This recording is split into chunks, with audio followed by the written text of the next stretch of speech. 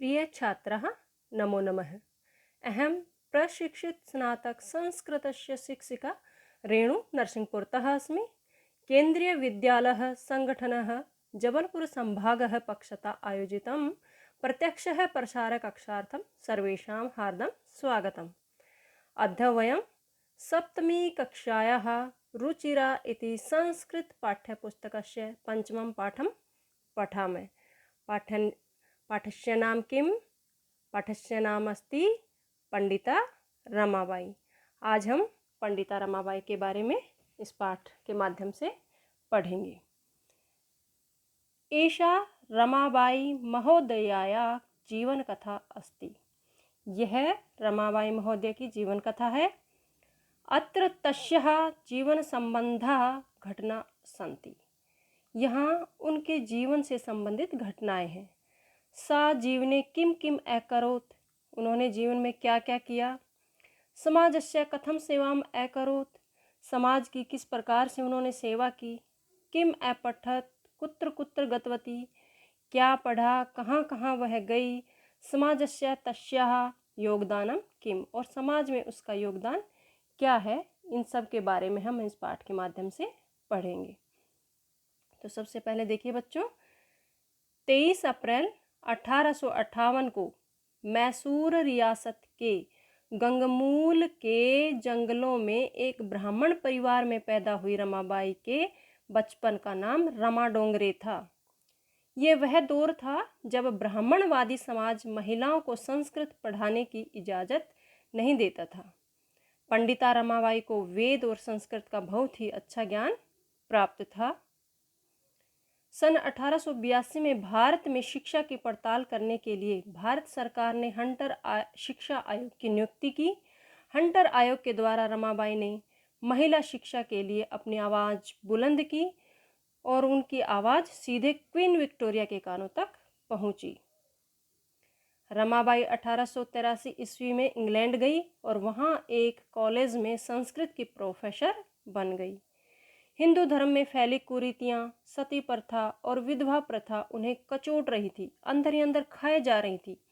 वह ईसाई धर्म में मिली स्वतंत्रता से काफ़ी प्रभावित थी। रमाबाई महिलाओं के उत्थान के पीछे खुद के ऊपर विश्वास को ज़्यादा महत्व देती थी।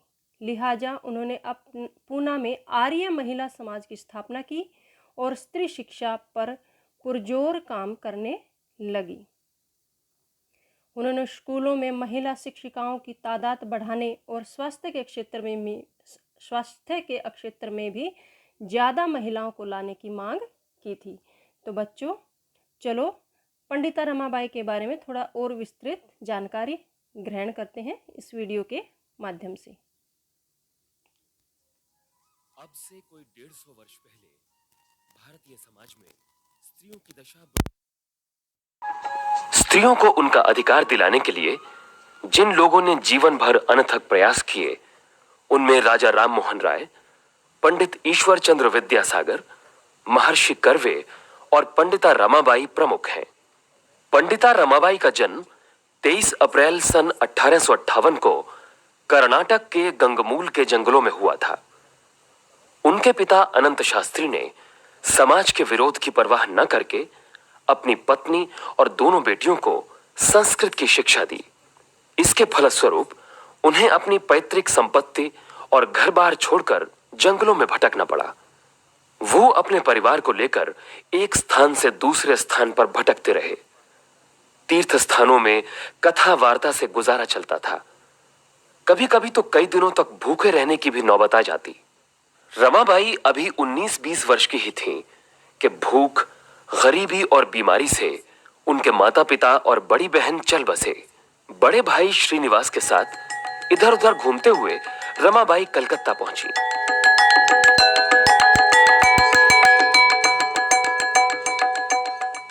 क्या कहते हो शास्त्री जी? 20 वर्ष की लड़की और संस्कृत की पंडिता? जी हाँ महामहोपाध्याय जी, इनके पिता श्री अनंत शास्त्री संस्कृत के प्रकांड पंडित थे।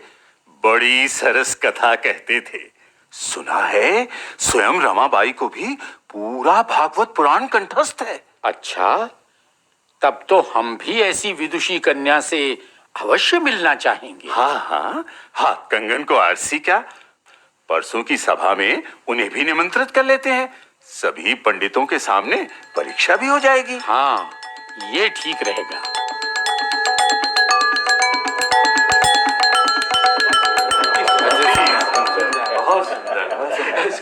सुनो सुनो सुनो, आगे क्या कहती है? अहमेवा समेवाग्रे नान्यद यत सद सत परम पश्चादहम यदेतच्च यो वशिष्येत सोस्म्यहम। अति सुंदर, अति सुंदर, अति सुंदर। रमाबाई, भागवत पुराण कंठस्थ करके उसका वाचन करना कौन बड़ी बात है? हाँ, अगर इसका अर्थ तो लीजिए, इसका अर्थ भी स्पष्ट किए देती हूँ। श्री कृष्ण कहते हैं कि इस सृष्टि के आरंभ में मैं ही था और मेरे अतिरिक्त ना कहीं कोई सत था ना असत। बाद में भी मैं ही हूँ और इस सृष्टि के अंत में जो बचा रहता है वो भी मैं ही हूँ। इसीलिए तो कहा है, पूर्णमदः पूर्णमिदं पूर्णात् पूर्णमुदच्यते पूर्णस्य पूर्णमादाय पूर्णमेवावशिष्यते। धन्य है बेटी, धन्य है। इतनी कम आयु में ऐसा पांडित्य, शास्त्र पुराण का ऐसा अद्भुत ज्ञान, ऐसा शुद्ध उच्चारण।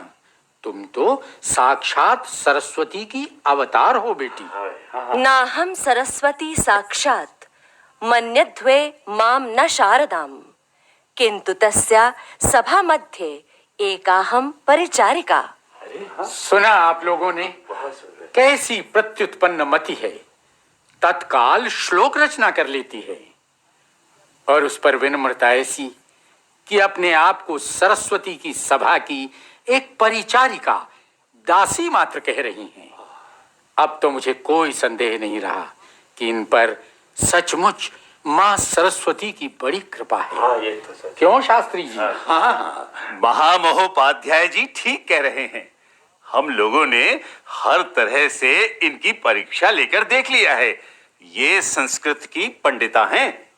तो फिर ठीक है, मैं इस विद्वत समाज की ओर से घोषणा करता हूं कि रमाबाई को पंडिता एवं सरस्वती की उपाधियों से विभूषित किया जाए।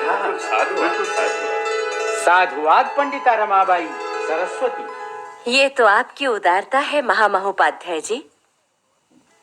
कलकत्ता के प्रगतिशील समाज के बहुत से युवक पंडिता रमाबाई से विवाह करने के इच्छुक थे। रमाबाई ने एक पढ़े लिखे बंगाली युवक बिपिन बिहारी मेधावी से विवाह करने का निश्चय किया। दोनों की जाति एक नहीं थी, इसलिए कुछ लोगों ने इस विवाह का विरोध भी किया, लेकिन बिपिन बाबू और रमाबाई ने इस विरोध की परवाह न करते हुए न्यायालय में जाकर सिविल विवाह कर लिया। विवाह के बाद वो लोग सिलचर में रहने लगे। उनकी एक बेटी हुई जिसका नाम उन्होंने बड़े प्यार से मनोरमा रखा। किंतु रमाबाई के जीवन में सुख शांति का यह समय बहुत थोड़े ही दिन रहा। मामूली सी बीमारी के बाद बिपिन बिहारी की मृत्यु हो गई।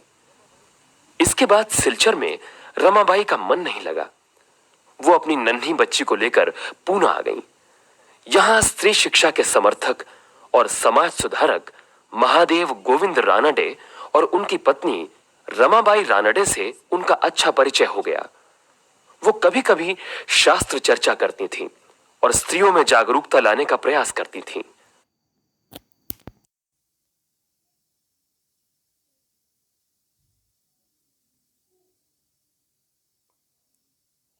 तो बच्चों, आपने सुना।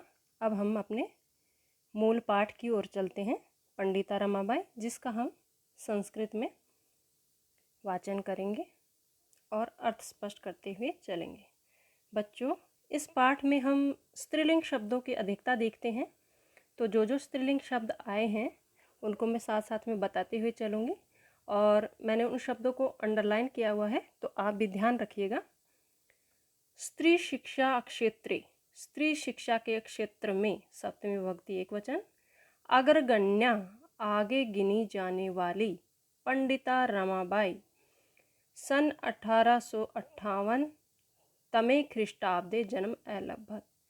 स्त्री शिक्षा के क्षेत्र में आगे गिनी जाने वाली पंडिता रमाबाई का जन्म सन 1858 ईस्वी में हुआ। ख्रीष्टाब्दे ईस्वी तमे में। तो अग्रगण्या भी आपका स्त्रीलिंग शब्द है, पंडिता रमाबाई। ज़्यादातर स्त्रीलिंग शब्दों में आप क्या देखोगे, अंतिम वर्ण आ या ई मिलेगा।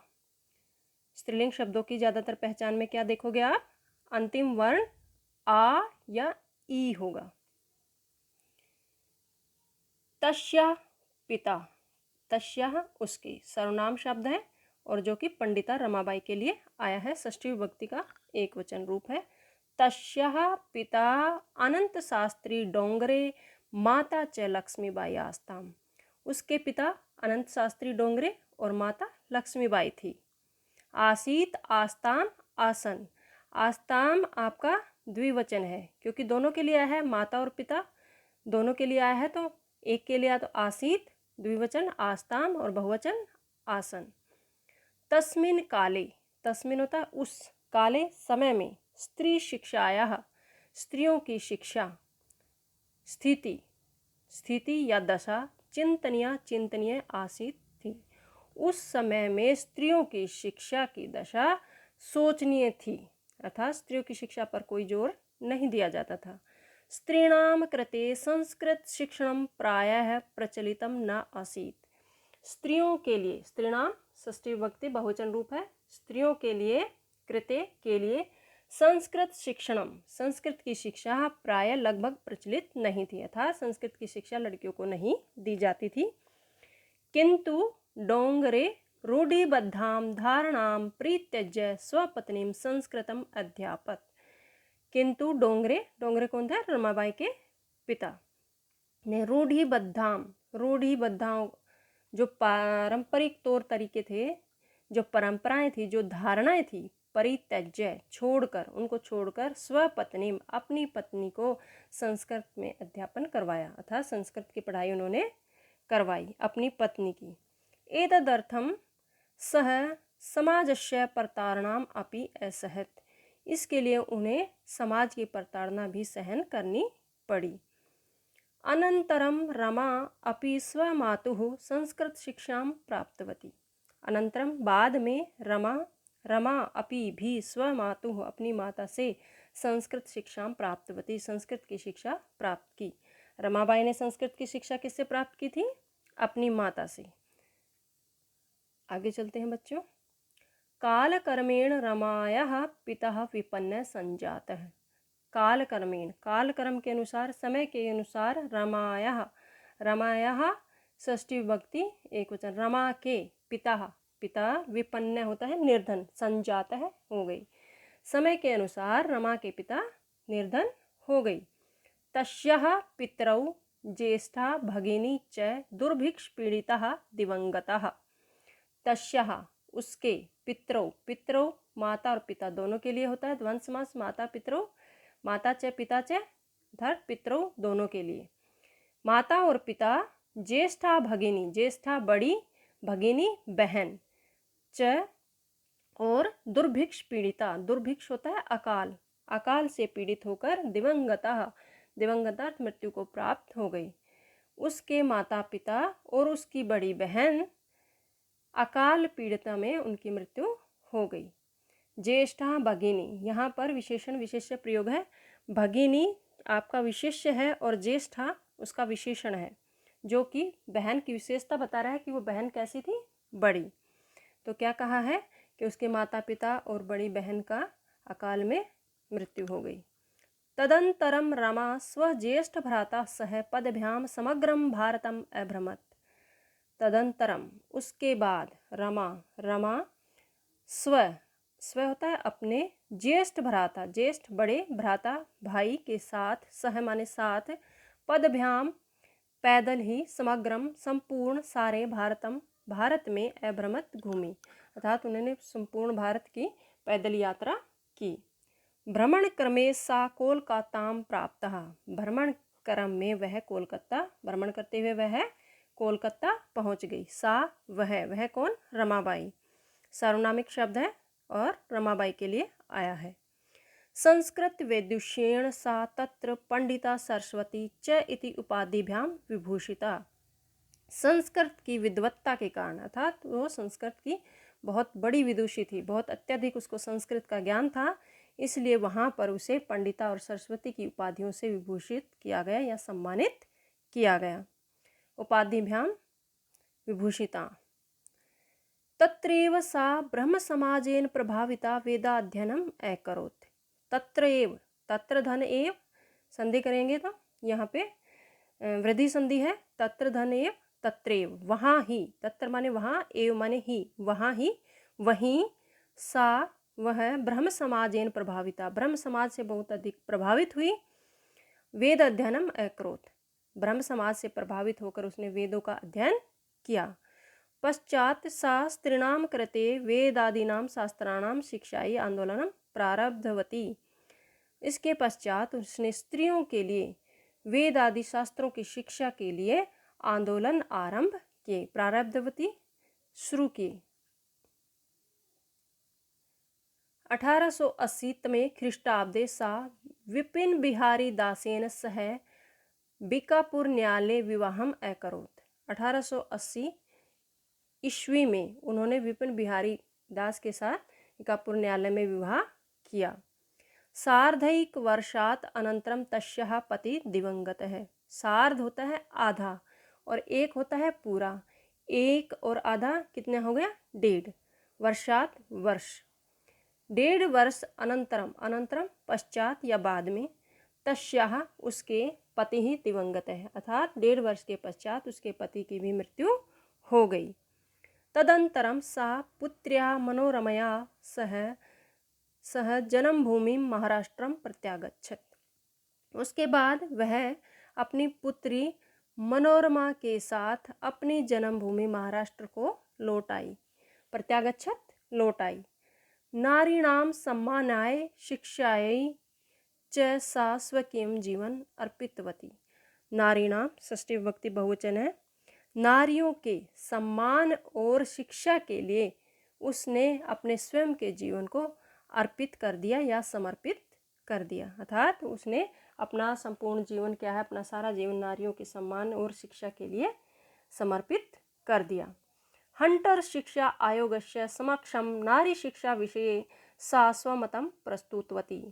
हंटर शिक्षा आयोग के सामने, समक्षम सामने, आयोगस्य आयोग के, षष्ठी विभक्ति एकवचन, समक्षम सामने, नारी शिक्षा विषय, नारी की, स्त्रियों की शिक्षा के विषय में, सा उसने, स्वमतम अपने मत, अपनी बातें, प्रस्तुतवती प्रस्तुत की, अर्थात अपनी बातें उन्होंने हंटर शिक्षा आयोग के सामने रखी।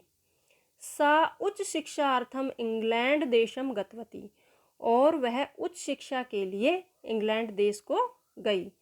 तत्र ईसाई धर्मस्य स्त्री विषयकई उत्तम विचारई प्रभाविता जाता।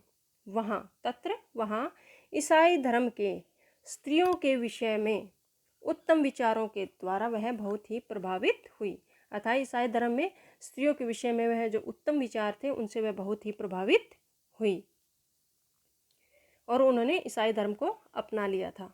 इंग्लैंड देशात रमाबाई अमेरिका देशम अगच्छत। इंग्लैंड देश से रमाबाई अमेरिका देश को गई। तत्र सा भारतस्य विधवा स्त्रीणाम सहायतार्थम अर्थ संचयम अकरोत्। तत्र वहाँ, वह, सा माने वह, कौन?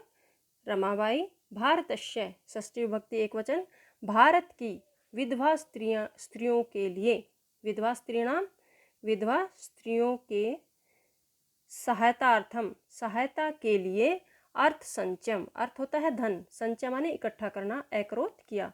वहाँ पर उन्होंने विधवा स्त्रियों की सहायता के लिए धन का संचय किया या धन को इकट्ठा किया।